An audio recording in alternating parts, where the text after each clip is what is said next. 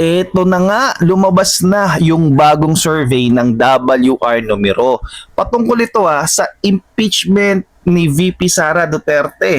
Tinanong yung mga kababayan natin kung pabor ba sila sa ginawang desisyon ng mga congressman sa pag-impeach nila kay VP Sara.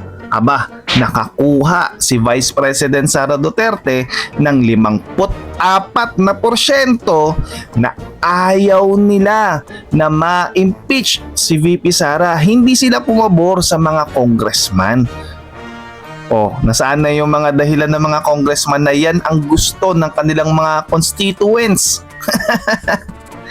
Ayan napakalinaw 54% ang ayaw na ma-impeach si VP Sara at nakakuha naman ng 31% ang pumabor sa impeachment ni VP Sara. Ginawa ito June 9 hanggang 16 at meron na itong 2.6% na plus and negative margin of error. Ito pa, tinanong ang mga kababayan natin kung malakas ba yung ebidensya laban kay Vice President Sara Duterte. Ang sagot ng mga kababayan natin na nag-o-observe, ang sabi nila 42% ang nakikita nilang napakahina.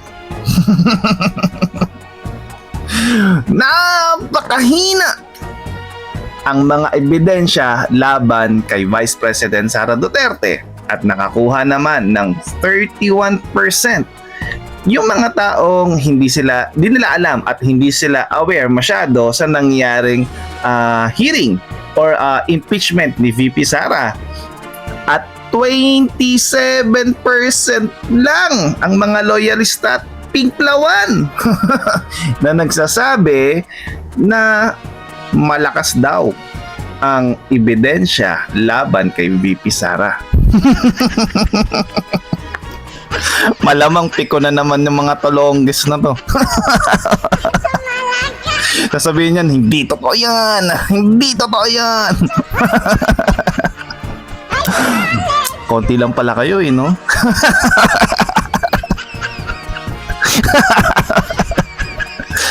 Kaya kayong mga congressman, yan mga politiko na atat na ma-impeach si VP Sara.